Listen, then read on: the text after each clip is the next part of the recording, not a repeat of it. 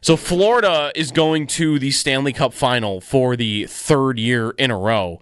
There have been, in the last 6 years, only 2 different winners of the Eastern Conference, and they all play in the same state.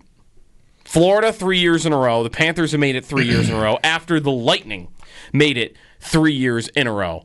And I don't know, like, do you have any, thoughts about that being, down south and the taxes and the palm trees, right? Because we had that with Kevin Adams this year. Like, I guess basically, how has this happened that these 2 franchises that play in completely non-traditional hockey markets, one of which had a pretty rough history. I heard a stat yesterday before the Panthers won the game. They were down 2-0.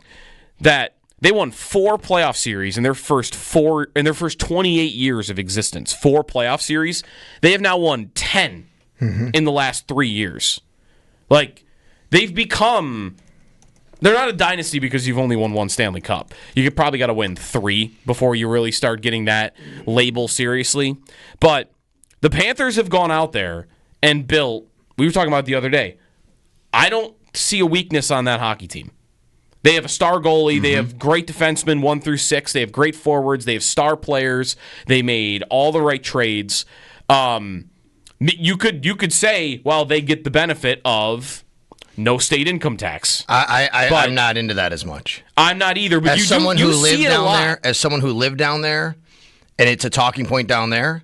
Yeah, I'm not. I look around all the sports. Why aren't the Rays better? Why aren't the Dolphins better? Why aren't the Buccaneers better? These teams have had a little bit of success here and there. Sure. The Buccaneers are okay right now.